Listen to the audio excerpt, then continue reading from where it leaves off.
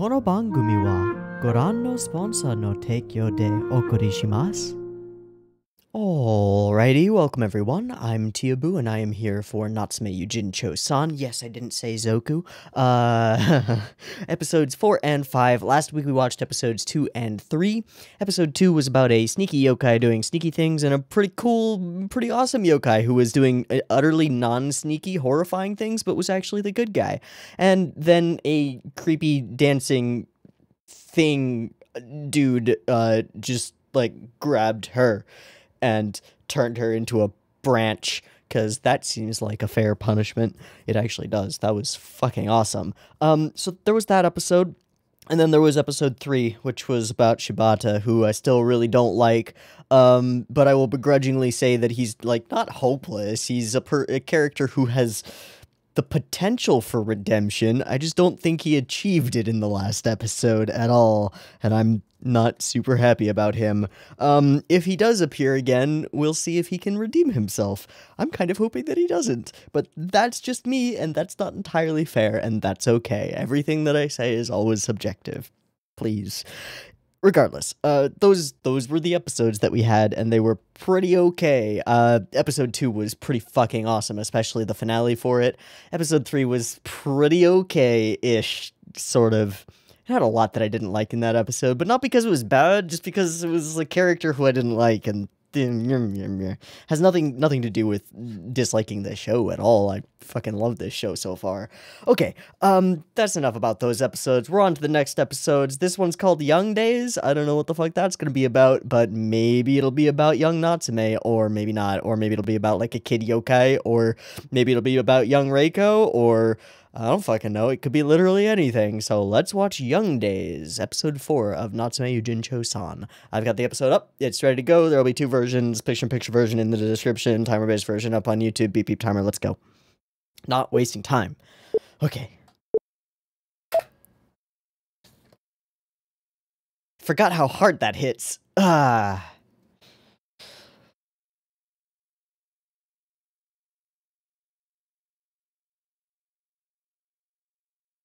Oh shit, I'm dehydrated. I'm gonna have to grab more tea in the middle after we've done the first episode.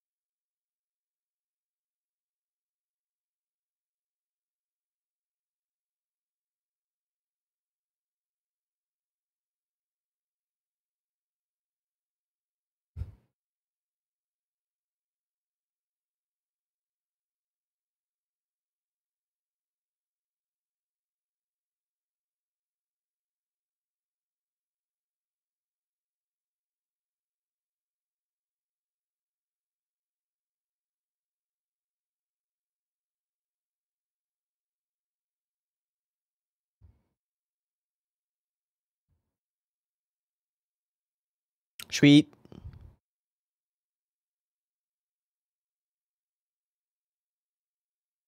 All right, everything is pleasant, and we're testing. Does he have the 4 letters engraved on the sides of that pencil? I think that's what that was implying. Ah, English grammar. Yeah, he seems to be kind of screwed. Oh well, we'll see.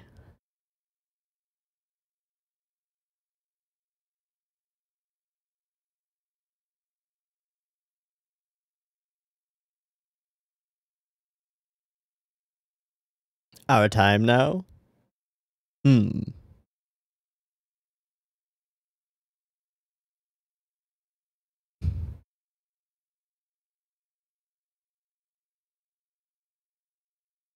Sweet. Oh, what was that? What are those? Tickets. Are they tickets?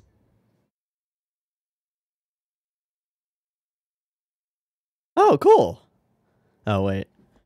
Some people don't like that shit. I love museums. That's not true. I get museumed out after like 2 hours, but I love those 2 hours, and then I hate my life. There's only so much like great art that you can look at, and it's the same as watching a bunch of anime, especially on like OVAdrive day. Oh, hi. What are you up about? What's going on? Was she looking at another ticket of the same kind?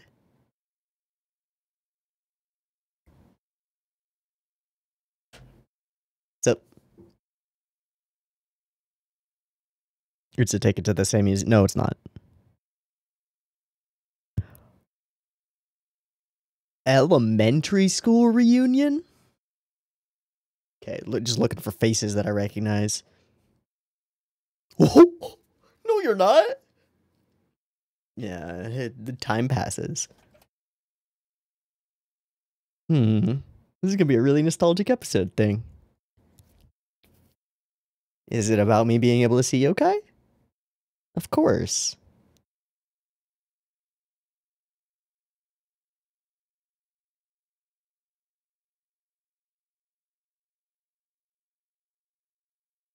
Oh, wow.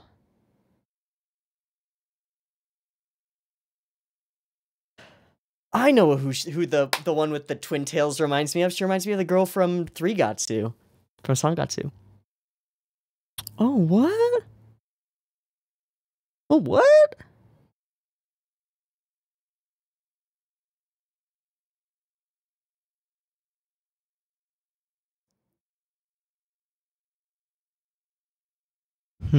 A deep regret. An old, small regret, but...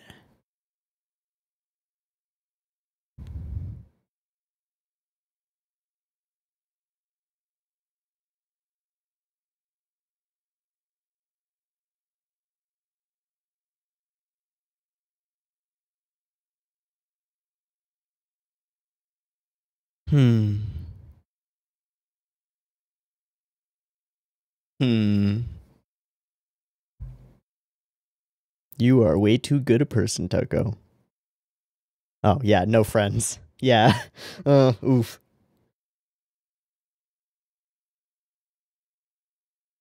Hi, Nyanko.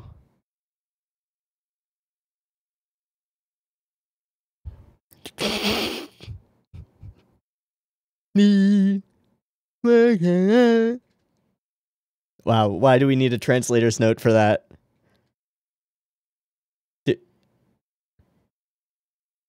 Yeah, he will. Please.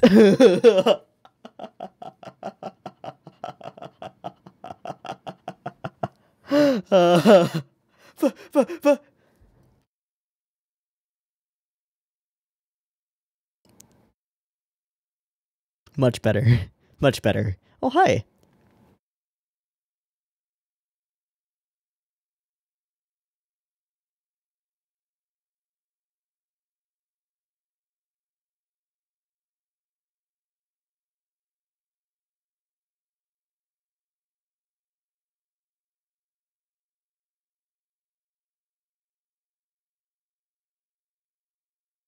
Well, that didn't work. Shit.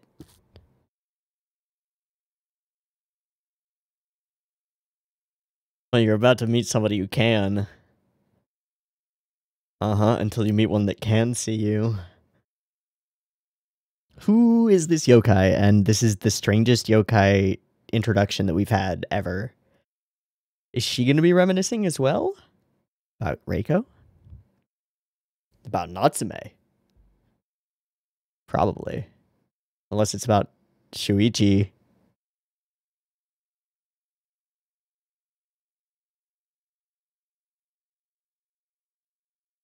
Now you fucked up.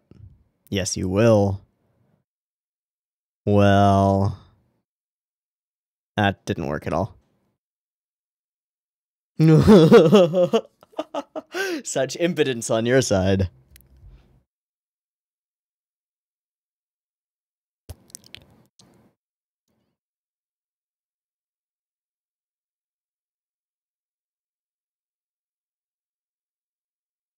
Is she stuck in this tree? Oh, this is then! Oh. We're already reminiscing.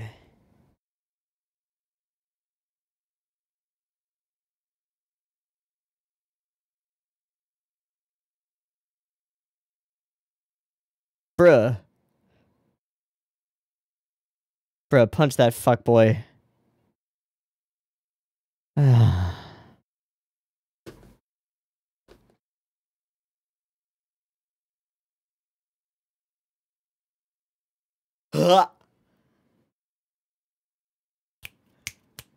Nice.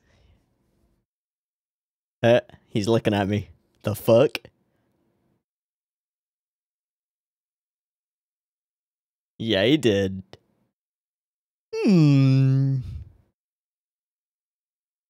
She is stuck in this tree.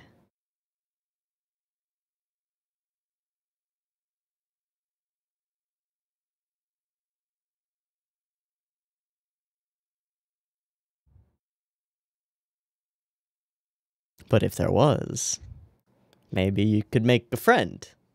Ah! Yep. He sees you. That proves it.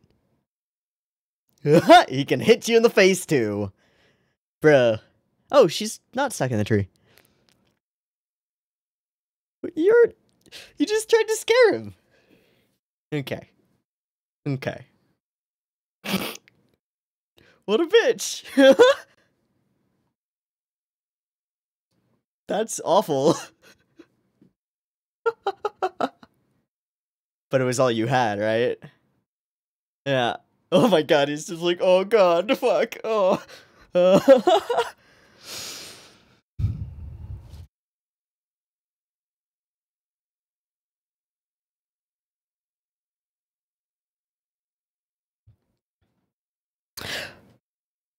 She leaves so that he doesn't see her anymore? Oh, fuck. God damn, cruel children.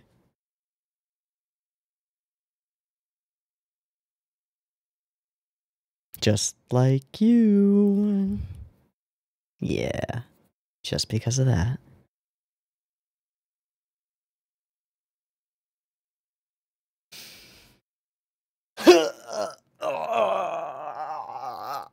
Yeah, uh-huh.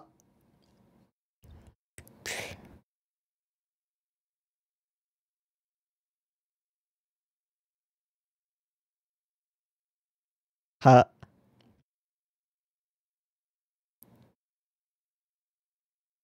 Cause it's fun, dude.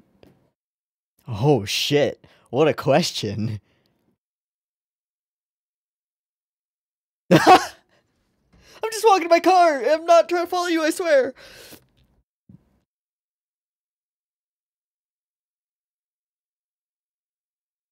Ooh, that actually hurt too. Yeah.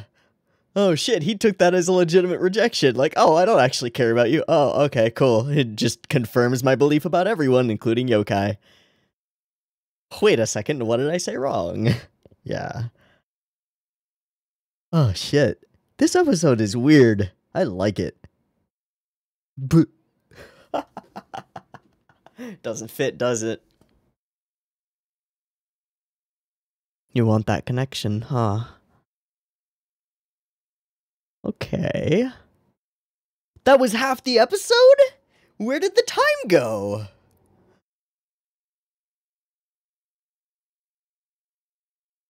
Okay, now we're in the present, going on a trip. And it'll have something to do with that.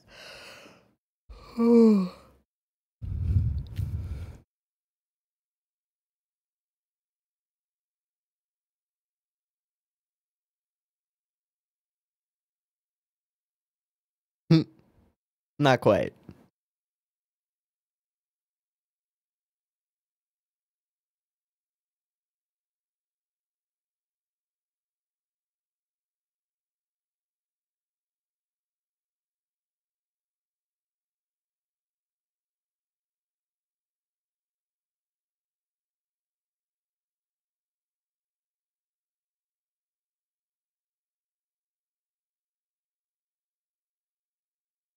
Yep. Yeah, I heard that. Uh-huh. Haha, just trying to get rid of you. because I hate you being here.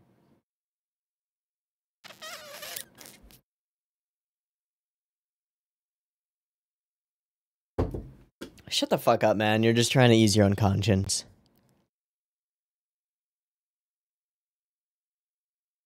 I'm gonna grow into it. I do think badly of you for, you know, all these hand-me-downs and shit.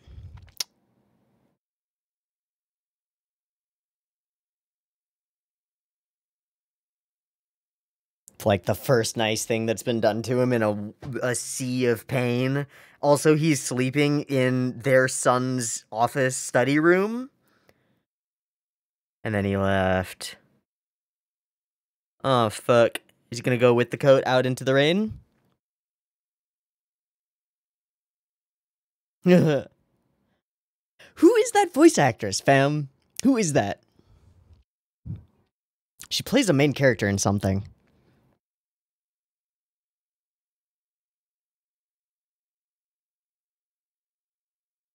But time passes.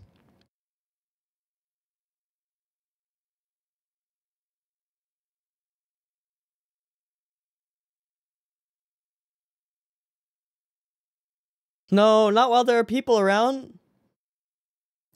No, not the coat!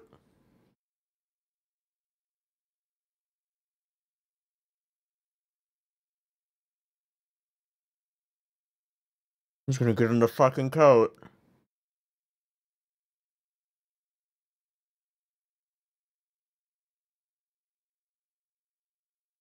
See the eye for the first time.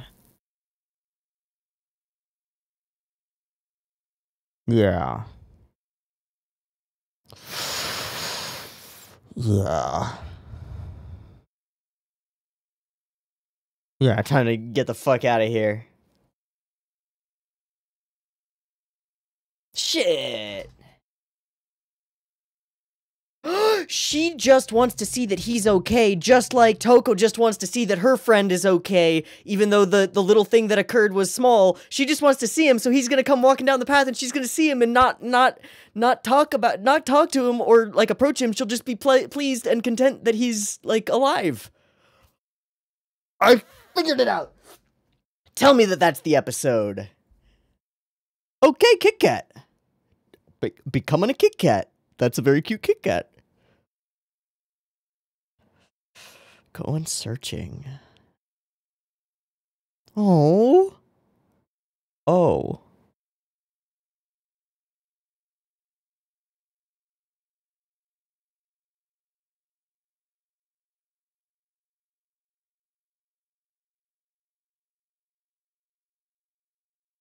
Hmm.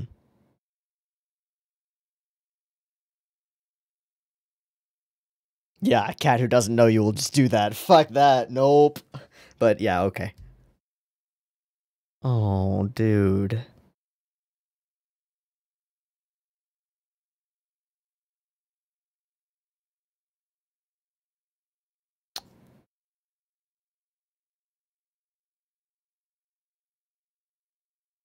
Scratch, scratch, scratch, scratch, scratch, scratch. Oh, man. What? Oh, to be free. Oh, fuck. Ugh.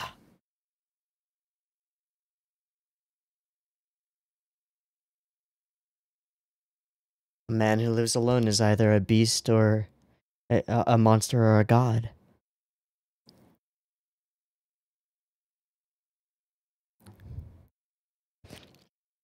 They're not that different, though.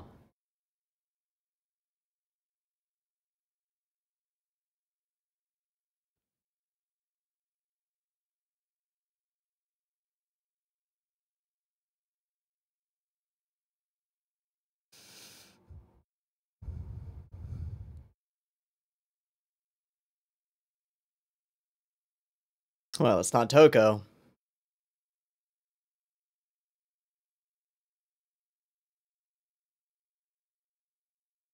Big no trust. Nope. Nope. Nope. Nope. That's a fucky household right there.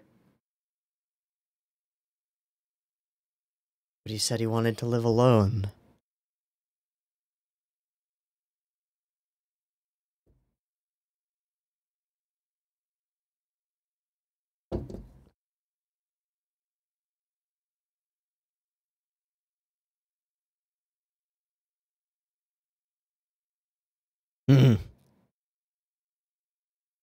Because familiarity breeds contempt.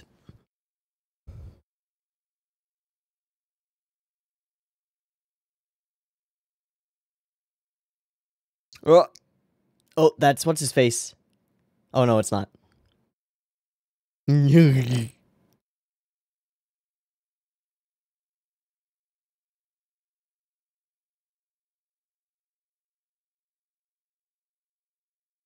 Eh?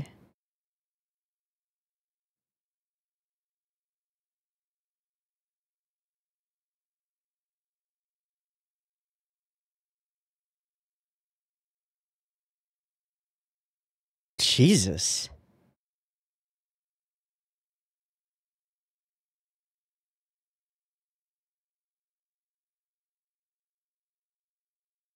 Oh, jeez.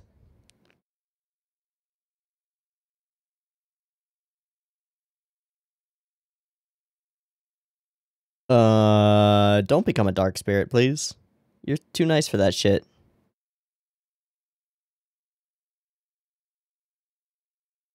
Huh. Driving them away.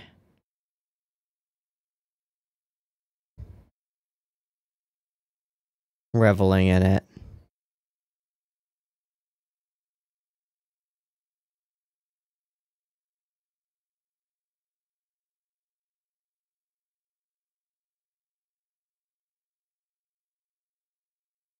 Oh, shit. Well, they're not all like that one, eh?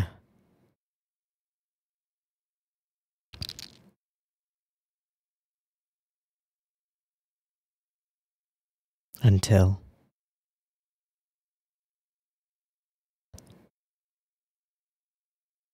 you might get to find out. He's gonna see him smiling with his friends.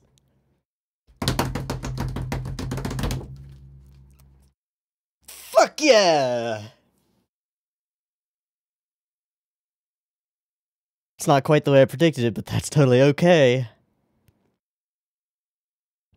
A lot.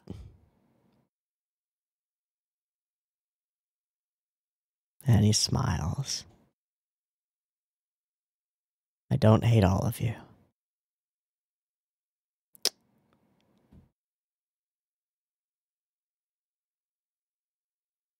Is that gonna blow up? Oh.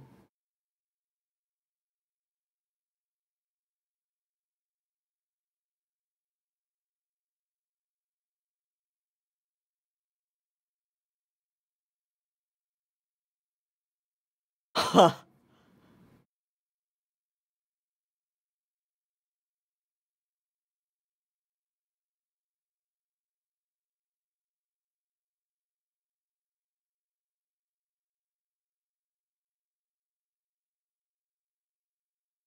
Did you see your friend? Doesn't matter, does it? Oh, you did! What the fuck? Oh, more than I could say.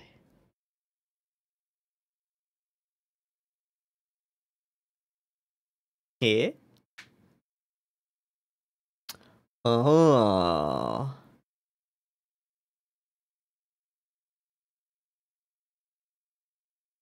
Homies.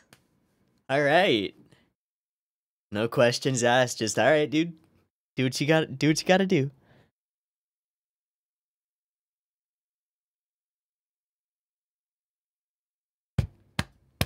Oh my god. And he didn't say one pervy thing during the entire episode. You better go talk. Oh, that's even better. If there's somebody you want to see, then you're not... Fuck, that's so good. This is the best episode. That's all I got. This is just the best. Yokai perspective focused episode. built around tiny regrets and nostalgia, and the small kindness is fuck.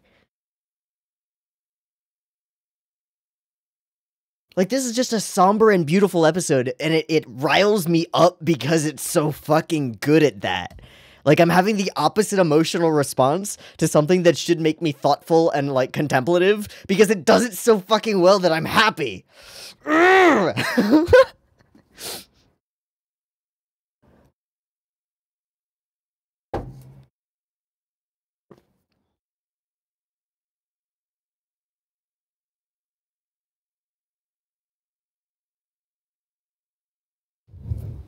I need to know all of the staff for this episode. I need that. I'm gonna pull it up on the others. Natsume.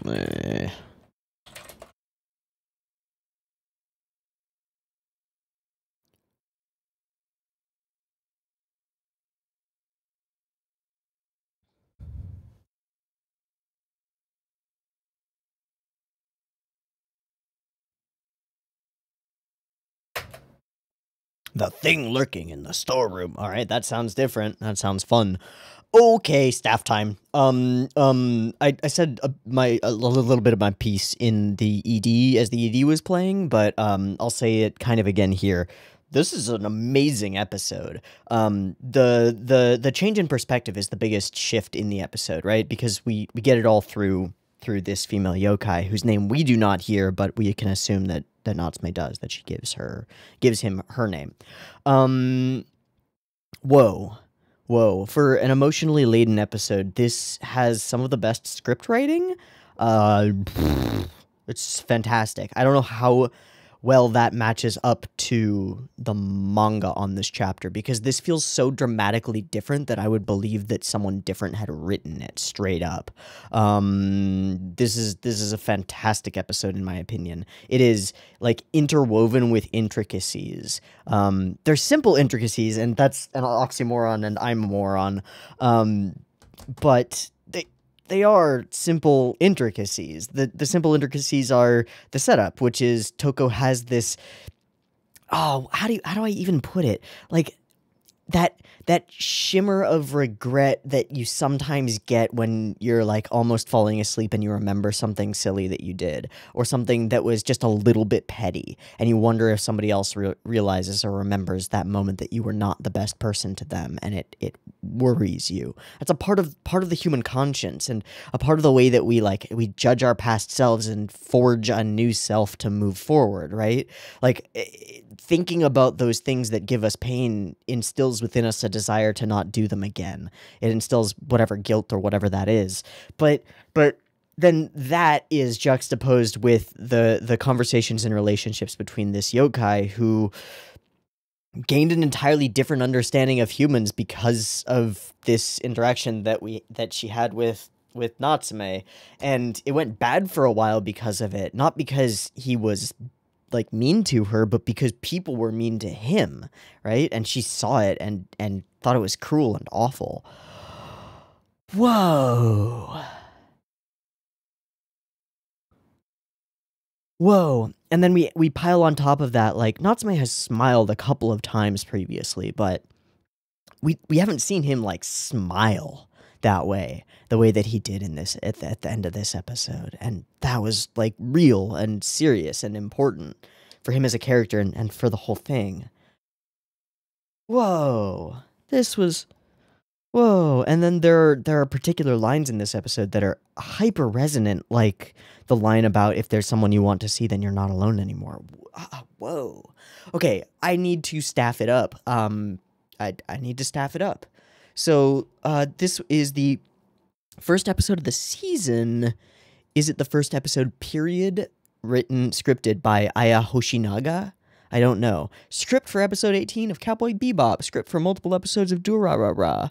Yeah, this is the first work that Aya Yoshinaga has on Natsume Yuujinchou. And she will script 3 episodes in this season, 4 episodes, in the next season, 3 episodes in the season after that, 2 episodes in the season after that. So all I can say is we're going to be on the lookout for episode 9 of this season, and see if it seems to match up, just in case this is that. Also, script for some of she's done a lot of like really interesting script writing for interesting shows, I think. I'm extremely intrigued by this individual, and I'm going to favorite her. Okay. Storyboard for the episode. Episode 4, Hidehito Ueda, okay? And director also Hidehito Ueda, which sounds familiar to me, but this is the only episode of the season, and I don't know who he is. Ueda is the dude who directed AD Police, and storyboarded and directed 2-7-11 of season 1. Cool. Storyboard on some episodes of Naruto, storyboard on a bunch of shit. Okay, cool. So where the fuck is the amazingness coming from? Well, I'm gonna say that it's from good scripting and Hidehito Ueda, because he's also I know that we've looked him up on Natsume before and been impressed by him, and I know that because I remember talking about the fact that he episode directed the final 2 episodes of Heartcatch Precure, which are fantastic. So sure, that makes sense. Doesn't make things click the way that I quite want it to, but that's okay. I can't control that. Okay, interesting staff peoples. Definitely going to be on the lookout for Aya Yoshinaga in future episodes. From the outset, this episode feels super different. I mean, okay, when we open on this same establishing shot twice, which is kind of weird, and I'm not sure about that. Like, we open with establishing shot, we show some stuff inside, and then we go back to the exact same zoom on the exact same establishing shot, which is a little weird. But whatever. And then the music choice during this whole sequence, it feels to me like... No, it's later.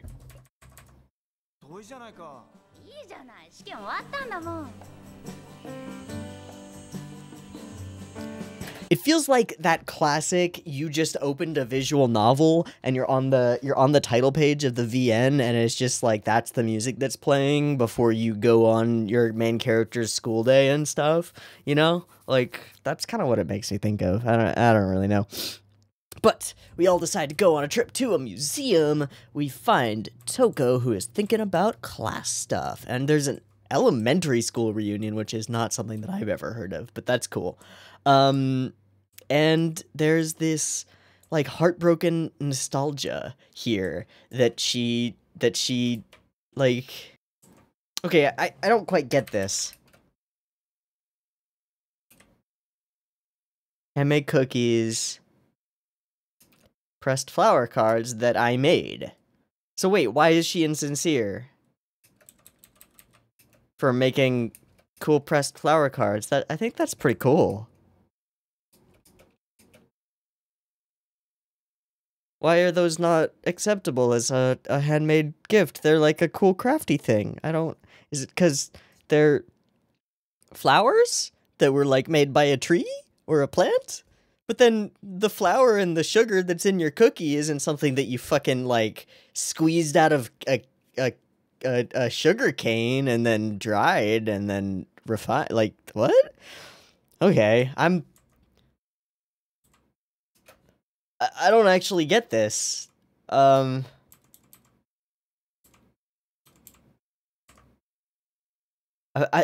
straight up, I thought I missed something. I thought I missed a line that she said, like, I went out and bought these flower cards that I didn't actually make because I was a sneaky little bitch, and she recognized it and called me on it. That's what I thought was going on. But no. So why is the blame on you, Toko? But regardless, the point of the story is that she doesn't want to, like, apologize to her for that. She just wants to see that she's okay, which is silly in a sense, right? Like, a tiny petty thing in childhood over a Secret Santa gift exchange isn't going to ruin someone's life. But the fear there is that she could have hurt someone. And so it's like just stake through the heart because Toko is so fucking good. Like, she's just the goodest. She's gooder than good. She's so good. And then Boom. I don't have a childhood that I can reminisce on, which is another knife through the gut. Because, yeah, shit.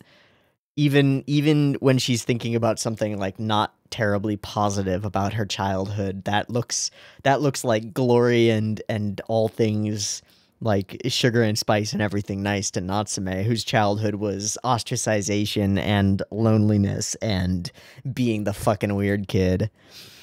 Jesus. Okay. So there's a ramen place, and yeah, okay, ramen, I want the ramen, and Nyanko's very great, and then the episode begins in earnest, and this character is there, reminiscing. I feel like, is it summer again? It doesn't really matter. Was that summer? They just run by something, just like the seasons. And then she writes herself, that person, he who could see me. We pull out. The only issue is that there's no, like, this is the moment where we swap. We swap timelines right here, right?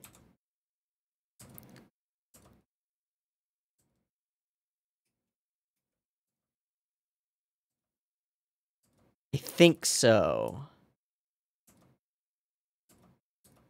Yeah, okay, so that moment when we just cut to the cicada on the branch is our moment of reminiscence, which is, it's a little awkward. There needs to be something slightly more there. I wouldn't want it to like go all sepia toned or anything, or go grayscale to show that this is reminiscence, because it takes the weight out of it if this isn't her story. But like, you just need like a doodle-doo, doodle-doo, doodle-doo. You need something, because I did not catch that, because we're jumping from summer to summer, right? If we were jumping from winter to summer and we cut to green and blue skies and cicadas, then it would be like, oh, we're in the past. But I didn't get it until the moment that we see young Natsume. Regardless, we see young Natsume, and these guys are the worst. He just throws a fucking rock at his head. What the shit, dude? I didn't do anything. That rock fell from the sky. That's the kind of lie you tell. Fucking assholes. So good on Yokai Brokai for dropping some caterpillars on the area. And yeah, he looks at her, and this is the thing. It's all from her perspective. The whole episode, and it's amazing. What is Natsume to a yokai? One who's stuck. An opportunity to connect to something that she has no connection to. Even if she despises humans, he's not like the rest of them, and is a window into what they can be when they're not thinking that it's lies and stuff. Now, the constantly following Natsume around and just trying to scare him makes a lot of sense on her side, but is fucking horrible on his side, because it's just like, why is this yokai screwing with me constantly? Fuck off. I just want to be normal. Stop it. But that's kind of hilarious in its own right. And of course, she actually kind of gets into it. She gets used to being around him. I think this one is my favorite of all of those scenes, just because of the way that Natsume is sort of running from her, and she's just sort of like, boing, boing, boing.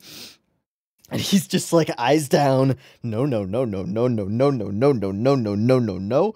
It's great. And it's just wonderful. Okay, so she goes investigating, and hey, look, it's Natsume alone, being all sad and alone and sad. And then we're listening to some girls who are just like, oh yeah, he's a fucking weirdo. We don't like him. And nobody wants him because he's an orphan and he keeps getting moved around everywhere. But of course she realizes that means he's always alone. And so,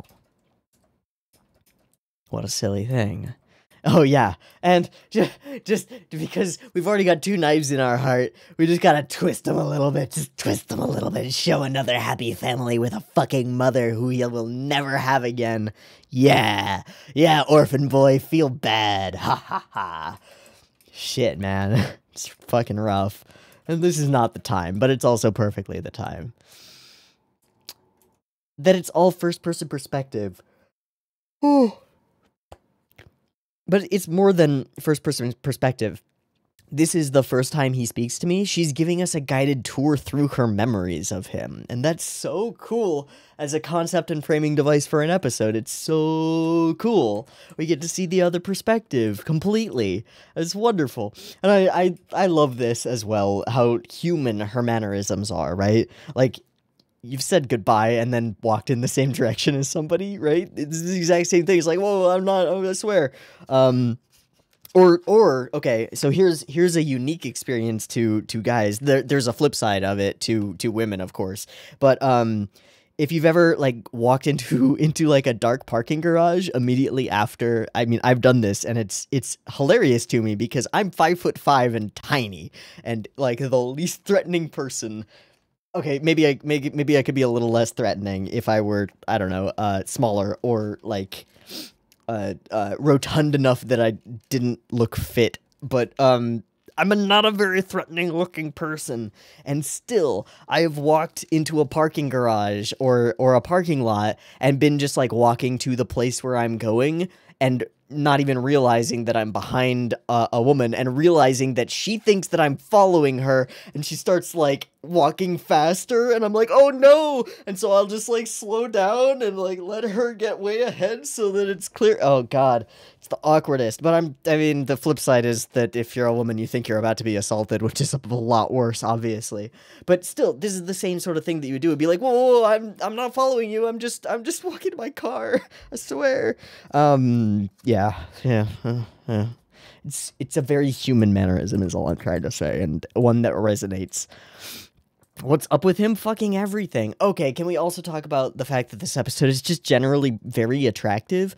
All of the characters are on model continuously, all of the greenery and scenery is solid, if simple, and this whole sequence with the sunset sky and stuff is gorgeous, and the leaves and things, it's beautiful. And yeah, are you that free? Oh, what a question.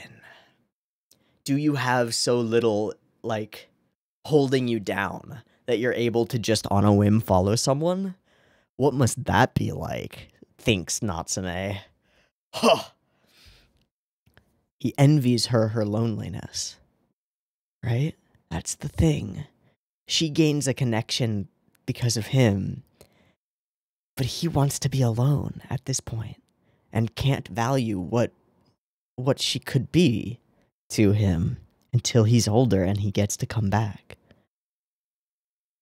Ah.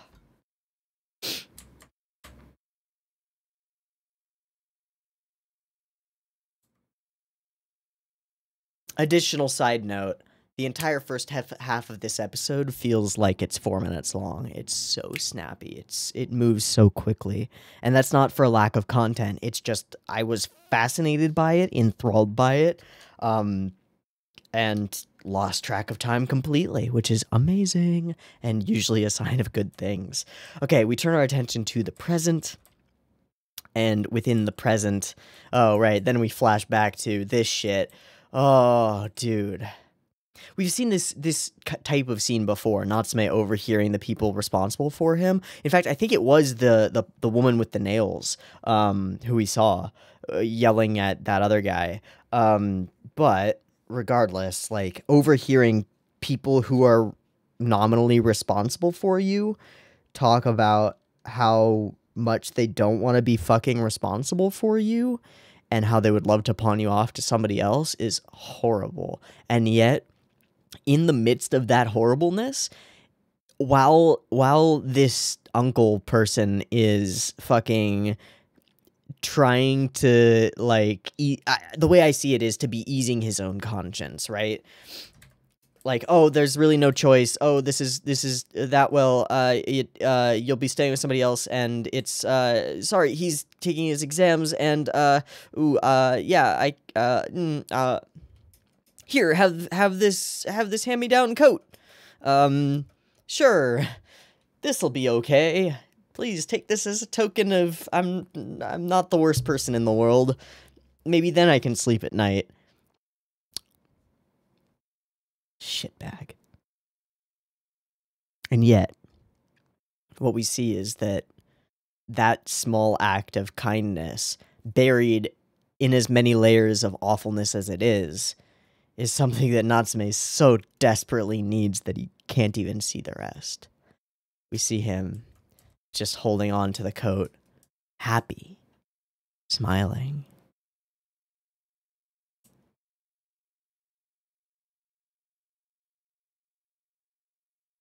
Heartbreaking.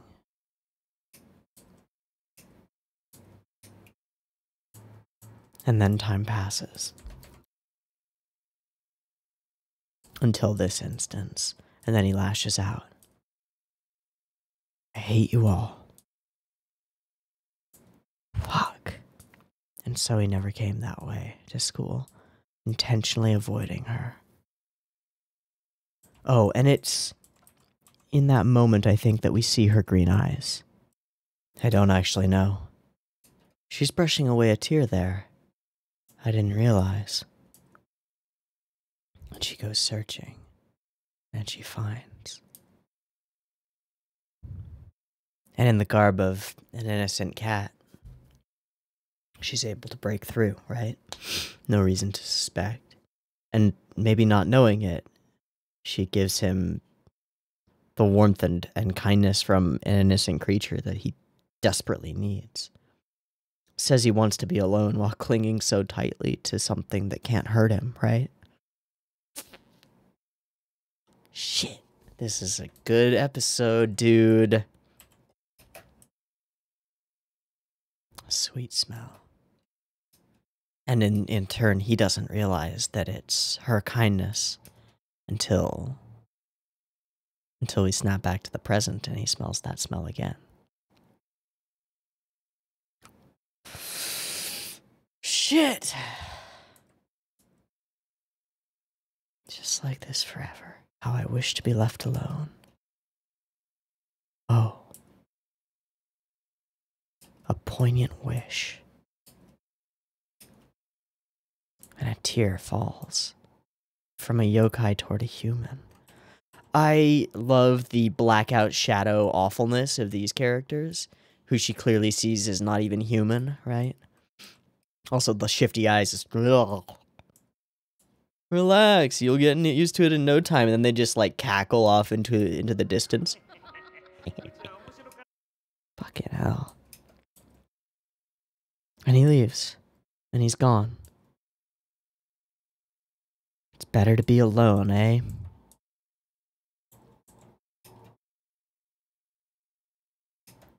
And then symbolically, a bloom through the snow. Nope. And then the petty people. I wonder, are they meant to be the same couple? I think they are.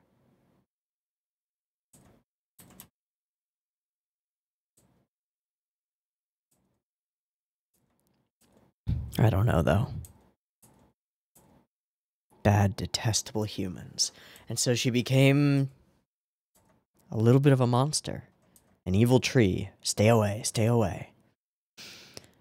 And after scaring a couple of kids and hurting one, her compassion comes back and she tries to do this again, right? It worked once with a little boy. Maybe it'll work again. Maybe I can make a connection.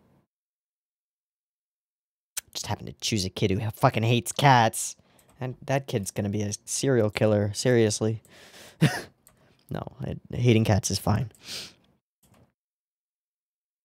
Is he finally smiling now? And there he is.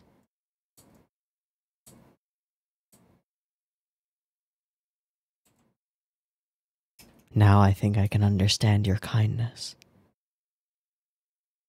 Must have met with some kind people. Indeed. And then we bring it all back around to the moment when he left.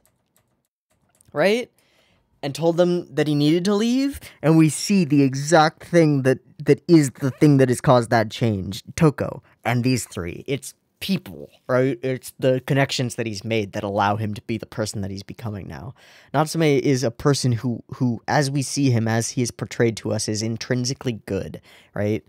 And could become a monster because of that, right? That's a big part of the story, is that a good person downtrodden by the world can turn into an abomination, a beast, a monster, one of the evil yokai, right? And Natsume could be one of those. He could be a horrible person who lashes out or uses his power for evil or turns the yokai under his power, literally completely bound to his will as far as we know by the Book of Friends, should he choose to use it to fuck anything up that he wanted to. And he's not. Because he's intrinsically good and because he got the right people at the right time. Shit! And there they are. The right people. Still talking at him through the door, even though he can't hear them. And then we get that line. If there's someone you wish to see, then you're no longer alone. Oh, glorious. We don't get that yokai's name, do we?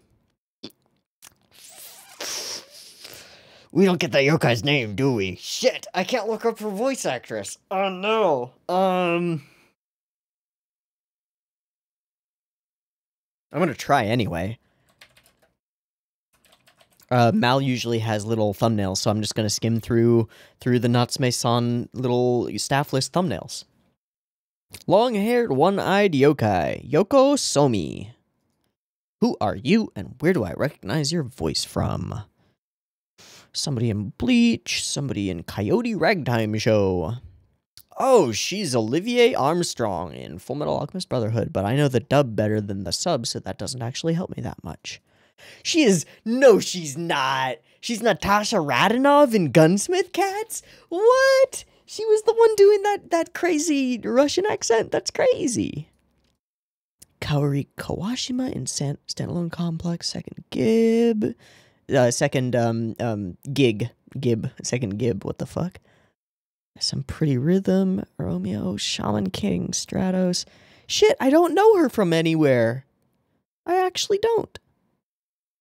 Okay. Oh, she is. Ha! I wouldn't have recognized her from this, but it's interesting to note. She is Atsuko Urameshi, Yusuke Urameshi's mother in Yu Hakusho, which we're watching on Saturdays. I actually just forgot there which day I watched Yu Hakusho. It's crazy. I have trouble keeping track of days. I always have. It helps to have a schedule. Oh, man. Okay, so I guess I don't recognize her as something. I swore I could have placed her, but nope. Nope. Okay, episode 10 of the previous season was the best animated episode that we've had of Natsume Yuujinchou so far. I think this might be my favorite episode of Natsume Yuujinchou so far. The change in perspective is so well done.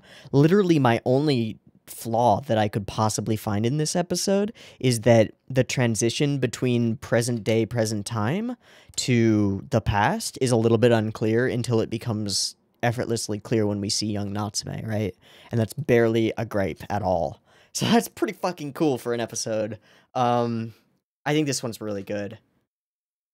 It nailed a bunch of things. We get absolute heartbreak multiple times, and then knife twists to drive it in deeper. We get a little bit of Goofy Nyanko, but it's damn good Goofy Nyanko at the beginning. We get utterly wholesome companionship and friendship from the human friends, and a genuinely heartbreaking into heartwarming story of this relationship with this yokai, and more evidence that Toko is actually a saint. So... that's it. It's perfect. This is an excellent encapsulation of everything that I have enjoyed about Natsume Yuujinchou as a show so far. It's just an excellent encapsulation of all of it, and I am so pleased to have watched it, and I am super excited for apparently episode 9, which is the next one, scripted by Aya Yoshinaga. I think I got the name right. I don't really know. Oh, wow. That was a long discussion, longer than we usually have for Natsume, but I think this episode is worthy of it. Looks like we're moving into something creepy in a basement. Cool. Or a storage room or something. Cool. That's what we're going to do. Still going to watch 2 episodes, even though it was long, just partly because, like I still want to, and partly because I think all of the two-parters will line up properly, according to people who have said so. So I'm going to stop here for this episode, take a little breaky thingy, do a little sinky thingy, go grab some more tea because I'm dehydrated, and then we will be back for episode 5 of Natsume Yuujinchou-san in just a moment. See you in a minute. Peace. Alright, welcome back. I forgot that I had put my hair in like a tie thing and it's now wet and it sucks. Whatever. We're on. I've got new tea. Natsume Yuujinchou 5. San 5. Yes. Good. Cool. Beep beep timer. Let's get straight into it. Something's lurking in the storeroom somewhere. Cool.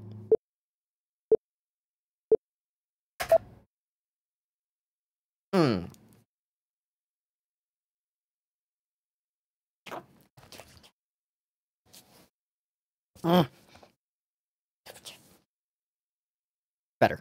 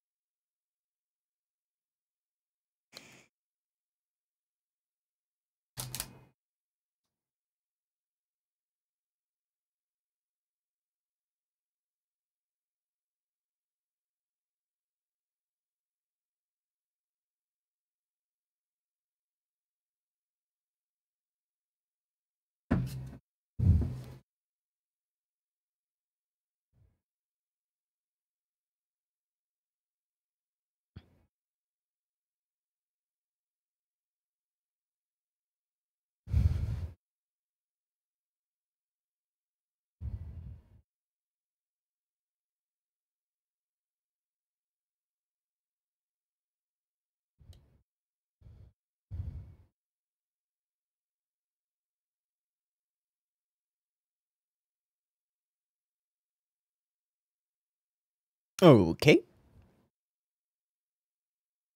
Sun showers. Hi, Tanuma. Probably. Maybe something creepy in its storeroom, too. There's a storm coming. Fair.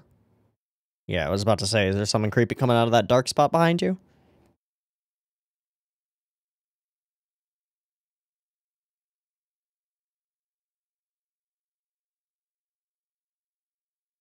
That's a person. That's a human. Oh shit! Taki! Why do you have our cat? Oh, I see. You did not go by choice.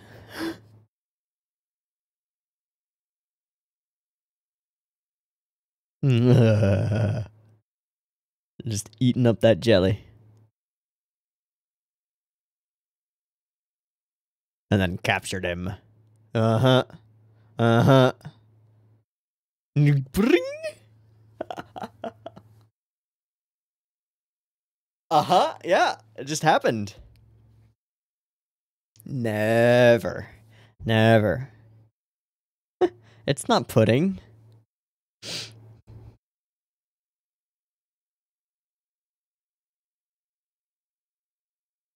It's agar. It's sweetened agar.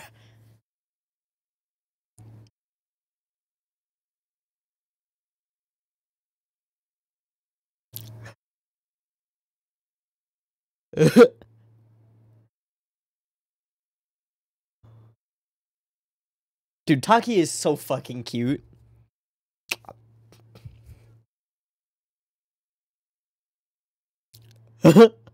Oh, he left a fucking trail. Alright, to the storeroom. Yep, never mind.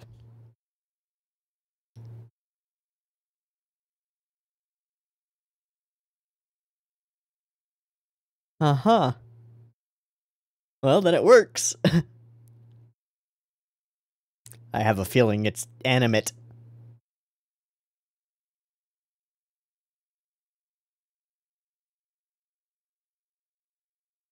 Huh. Aww.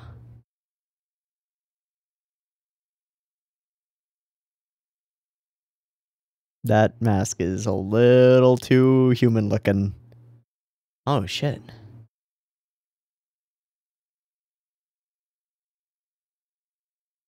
And preserved a secret that would end up saving lives.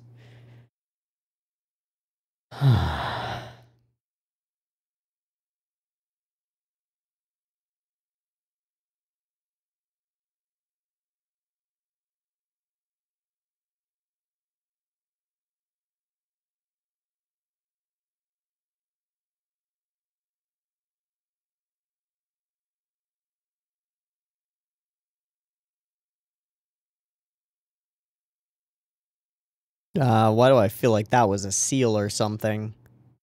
Oh. Yeah. River boy. What? So unlike you, eh? Isn't it, though?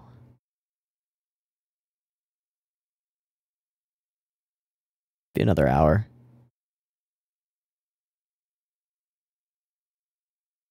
Did the doll move? Oh, shit, what?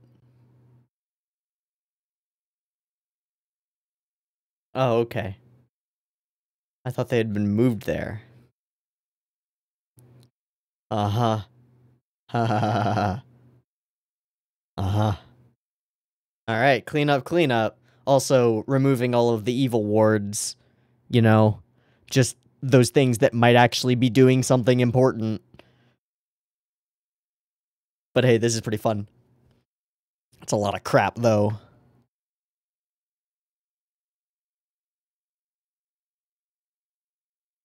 Dude, for you, Taki, anything. Hell yeah, let's go.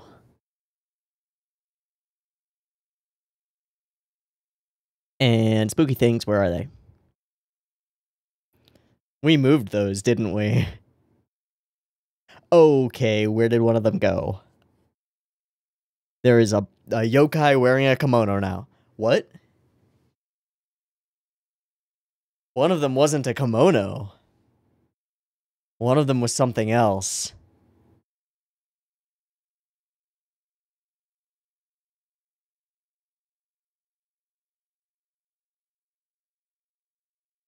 How many kimonos did you see? Alright. It's free now. Whatever it was. You did not.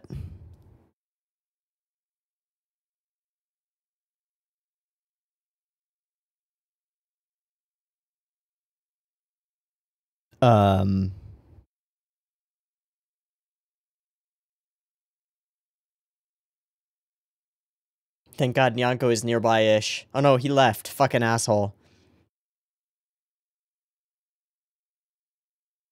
What the fuck?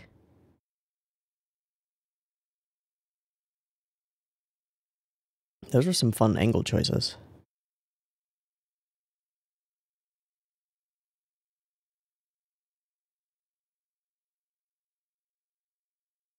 Hi.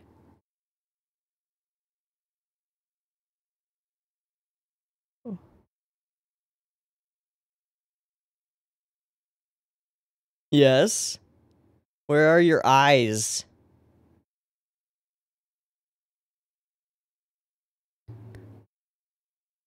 Okay. Grandpa.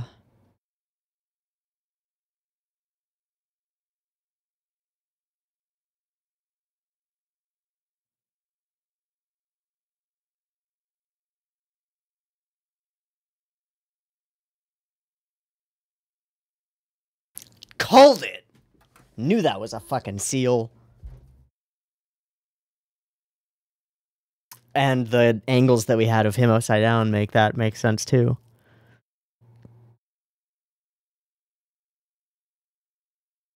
Seal? Reverse seal?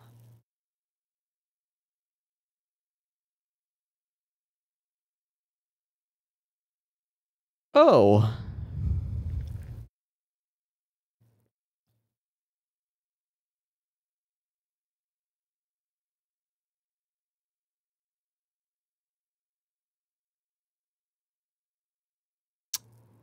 Which is what he has now. And the rest? Yeah. Uh-oh, we gotta find some pieces of the Horcrux and prevent... Yeah, that's bad.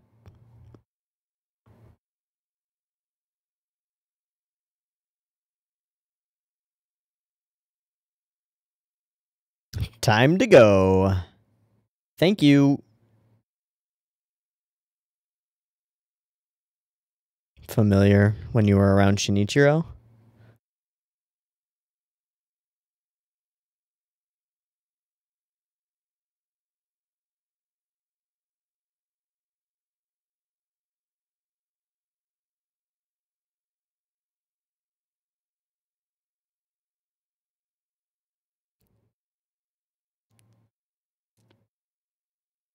Whisked away. Ah, fucking hell. Ha, got there first. Not anymore.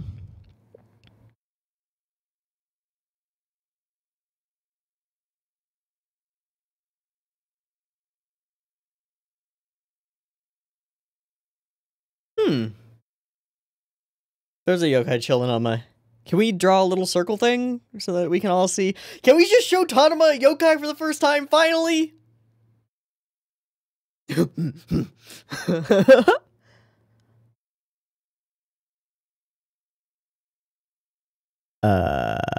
getting stronger. Hey, lady, where are the other pieces? Nope.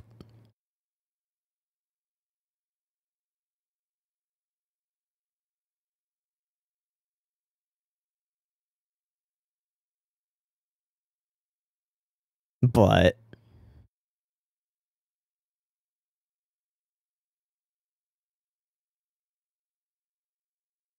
Yup. Yup, 100%.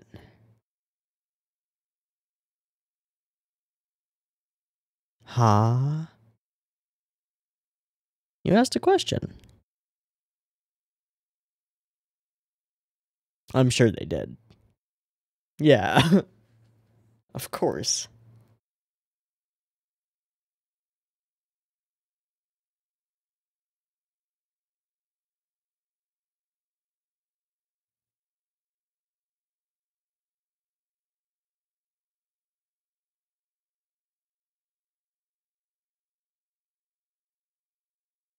Hmm. Oh. That's fucked. But they still gathered around him, huh? Yeah.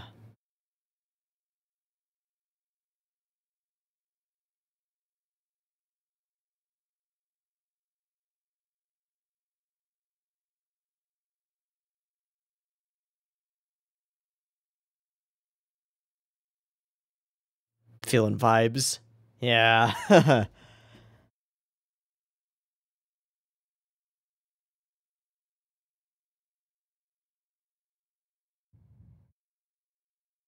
The other leg. Oh boy. Great. Cool. Wonderful. Oh god, he's got a leg. Oh god, oh no.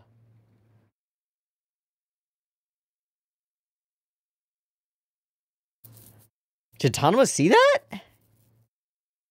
Oh, because it's possessing physical objects, right?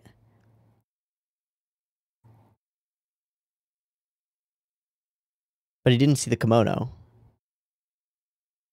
No, that was good. Good job, Taki. I fucking love you. What? Marry me. I mean, what?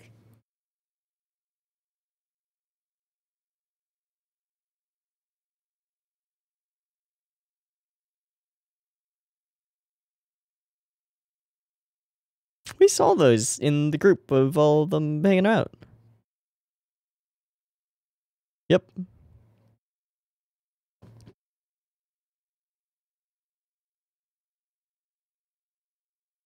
Can they all see them?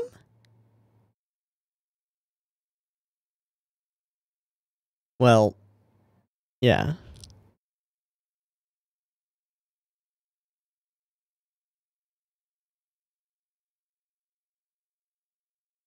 No, she's just looking where Natsume's looking. Oh shit, she can see them! I don't know.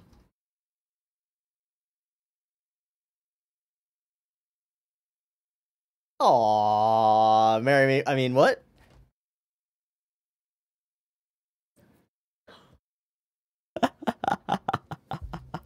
Uh-huh, yeah, but you cared and you came back as soon as you thought.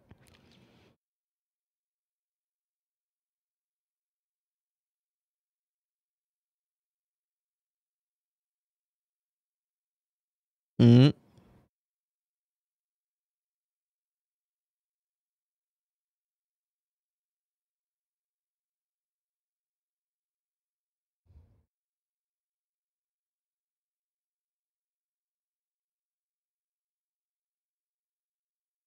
Alright, let's stop this boy.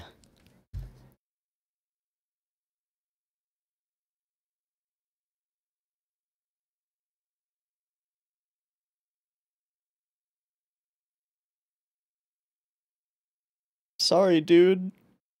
Can we draw a fucking circle and show Tanama a single yokai? Shit. Fuck. Oh no. Oh god. Uh-oh. Uh-oh.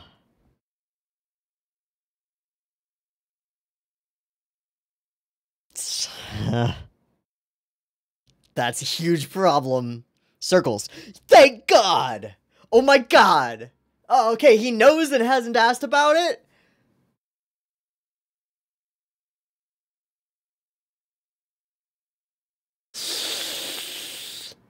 Okay.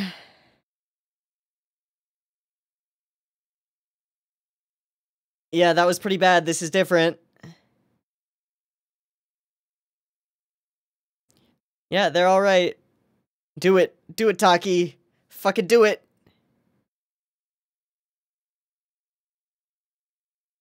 Oh, Nyanko's back. Thank God. Thank shit.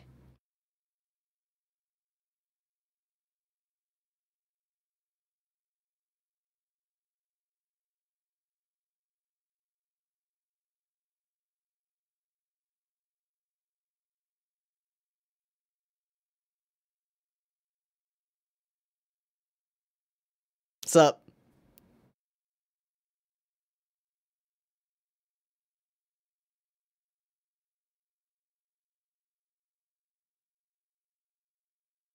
Bruh. Fuck all y'all. Alright, where's Natsume?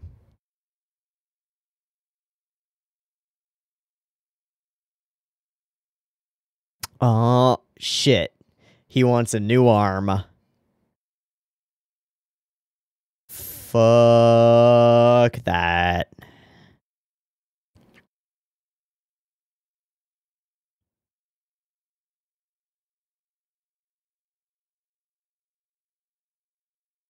The head. Oh. Shit. Let's not let that happen.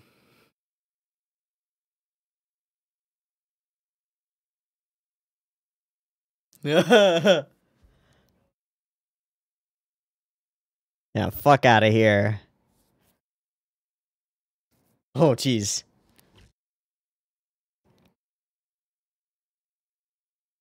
Nyanko just got beat. Oh, the boundaries. Right. Shinichiro doesn't know what the fuck he's doing. Yeah. So it's an obstacle course.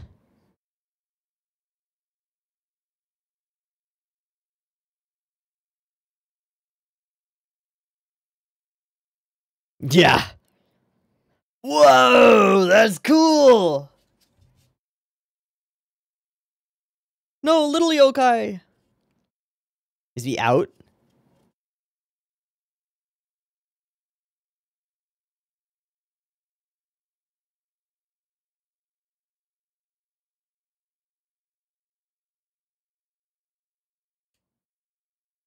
Homies.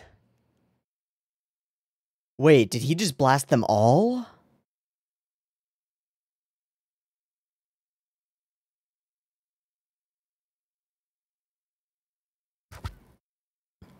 Hmm.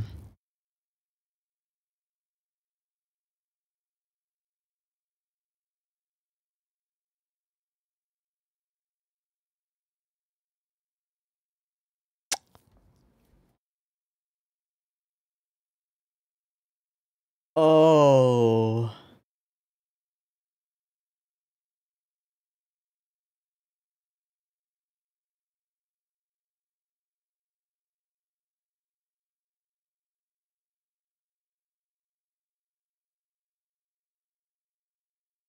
Keep trying hopelessly. And they have no... Oh my god! And then that becomes the frame, and that's the window!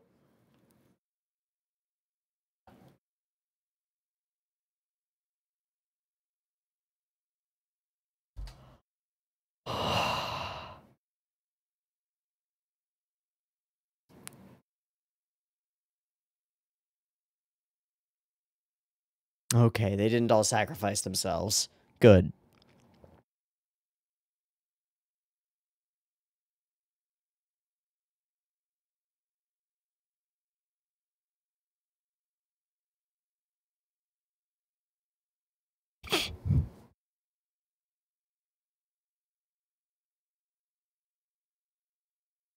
Sure.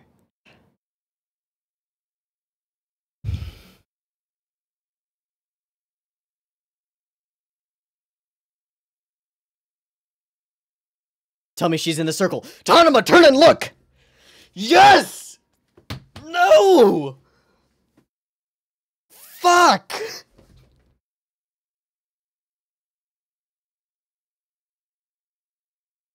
It's the smell of that yokai.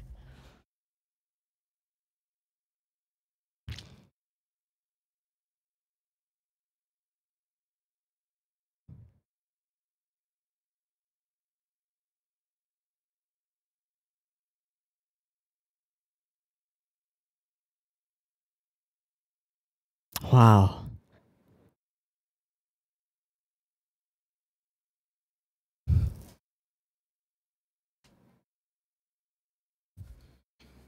Wow, actual interest in that. Not something that he wants to share. But... sure. Yeah, tell them everything. Yeah, holy shit, Natsume gets to open up to humans. Awesome. Except that she disappeared before Tanama could see her. Fuck. At least we included him. Fuck. Oh.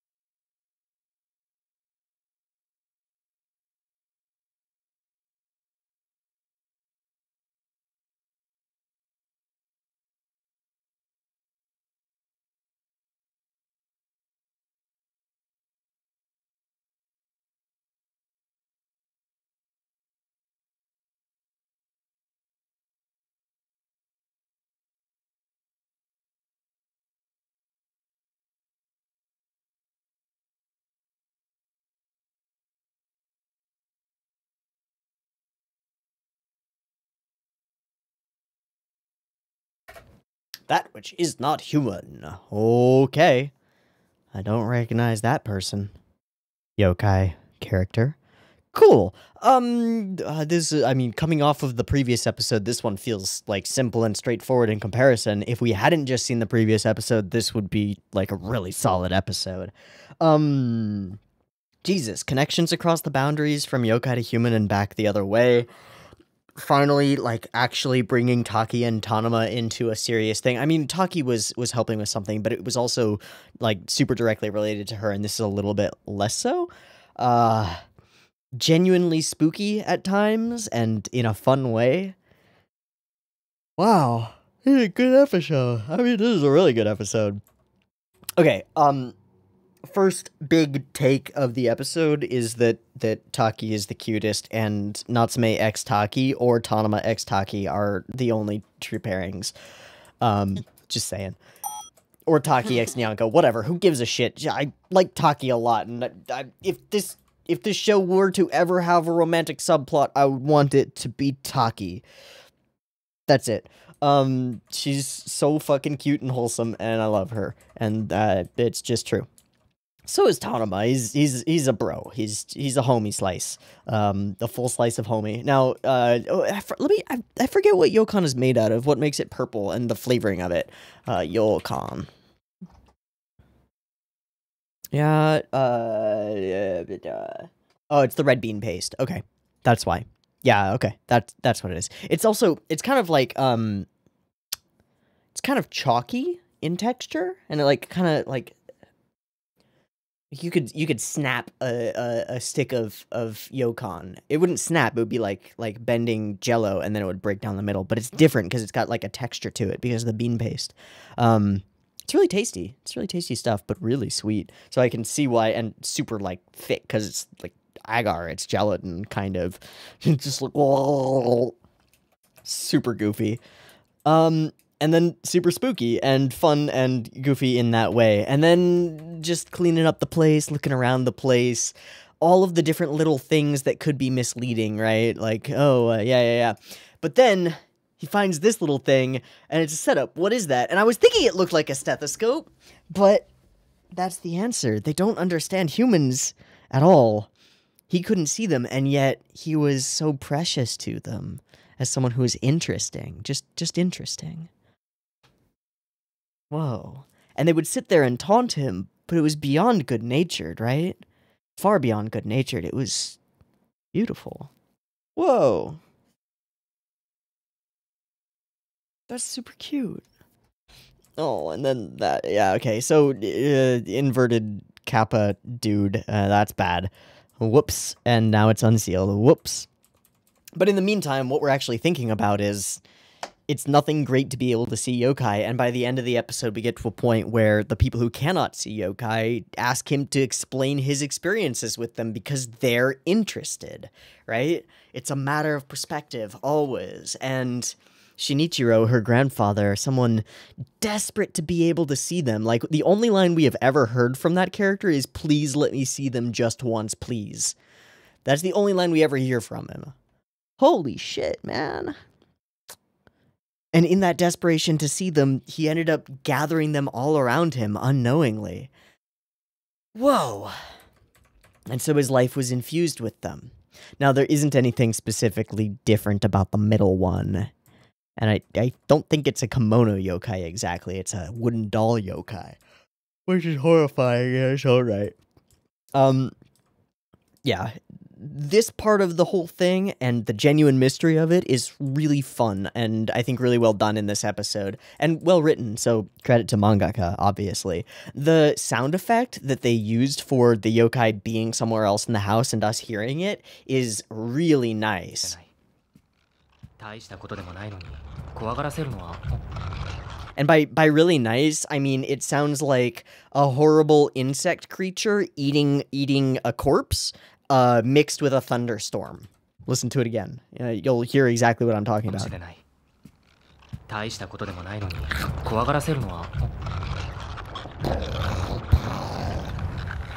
Right? That's what it sounds like. It sounds like a fucking thunderstorm and a horrifying insect creature eating a corpse. Think of a better way of describing that. You can't. I challenge you. Anyway, boom. Suddenly, giant robed horrifying yokai of doom. It's also really gorgeously animated, I think. And then the upside downness is intentional, and we fling them off and we hold upside down for a while before we flip it. And then we flip to this angle, and that's really cool. And that's the kind of stuff that makes me want to know who directed this episode, which I already pulled up, but I forgot already. Kiyotaka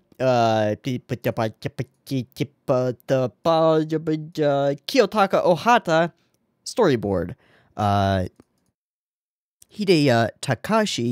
Takahashi, sorry, another syllable in there, episode director. And Hiroshi Onogi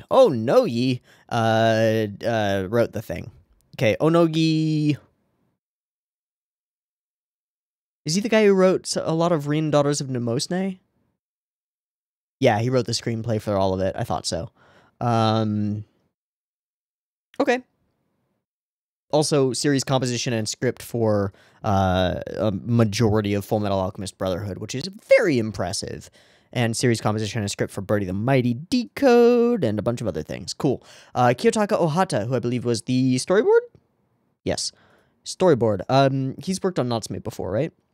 Yeah, storyboarded 3 and 10 of Season 1, Episode 5 of Season 2, Hell Girl, and some Index stuff, and he's been all over the place. Cool. And then Hideya Takahashi, the director, assistant production manager on Fullmetal Alchemist Brotherhood. This is the first episode direction that he's done on Natsume, and he only has one other episode. It's episode 10 of the same season. Oh, fuck! He directed all of Keijo, and he directed Golden Wind. Oh. Well, that's something. So Hideya Takahashi directed JoJo's Golden Wind and directed Keijo. I personally think that Keijo is fantastic, and if any of you have not seen Keijo with 1, 2, 3, way too many exclamation points, Keijo, then you need to, because it's really good. I mean, yeah, it's really good. You should watch it. Oh, he's worked at Zebek a lot. That's why. Okay, yeah, that makes so much sense. Okay, cool. He directs for Zebek frequently, and that's a okay. Cool. Little creepy eyeless yokai, or dark holes in her eyeless yokai.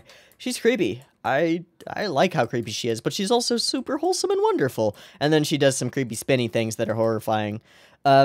The explanations of what's going on, the visualizations of spirits and things are really cool, and the general mystery solving and creepy horrifyingness is fucking awesome. Also, Taki is really cute, and that elevates the episode a lot. Like, a lot. Okay, so we move around, we see a bunch of stuff, a bunch of history, bring Tanama along with us, almost get killed by a giant yokai thing, meet some other yokai.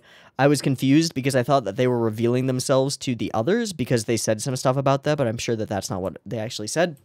Instead, it's just that Taki is noticing Natsume looking up at that area and being like, oh, cool. And a layer to that is that Taki eventually addresses them directly, despite not being able to see that they're there. It's a matter of trust and faith, which is pretty cool, and is a step beyond what her grandfather ever had, right? Please let me see them, when all he had to do was look up and say hi, right? Not that they could have shown themselves to him, but he couldn't have known. The bigger thing is that Taki gets to know, right? She knows that Natsume is looking at yokai, and so she can address them, even if she can't hear back. That's pretty interesting. It's an interesting distinction, at least. Okay, and then eventually the sort of moral of the story, if you will, is that all of these yokai who profess to not really caring, right? Oh, it's just boring. We don't really care. They all endanger themselves to hold that awful yokai down while Nyanko does his deed. That's something. That's something a lot. They endangered themselves for the home and memory of a human who could never see them, and the legacy of his granddaughter. Though they would never admit it, right? That's super cool, it's super cute, that's super sweet. And then we never showed Tanama a fucking yokai. We try, but... oh. Okay, once Nyanko goes glowy and they start, like, whipping around everywhere, there's some awesome animation going on. I think it's really cool. Of course, it ends up becoming just, like, light beams and things, but it's... whoosh, it's powerful and fun and snappy and zappy and interesting. And then shatter that shit. And the coiling ribbon of Nyanko-ness is just cool. It's just cool. Alright, then we knock him out. Boom, self-sacrifice, but not really. Boom, we did it, and we get to see this memory. And this memory is heartbreaking because we see their inability to understand and their desperate attempts to use human medicine that they cannot comprehend. Tap, tap, tap, tap, get better, get better. But he won't. He'll die. And then we frame this window within this window, right? That's so cool. We frame, okay, the red of the window behind is framed, and then we bring down the aspect ratio and then frame it inside that window, and it's her looking out that window after her grandfather has died. We weren't helping you. It's like baka. It's not like I wanted to like help you or anything. And then she steps onto the thing and says a thing, and they turn, and she's gone. Fuck. Just one tiny yokai for motherfucking Tanama. Please.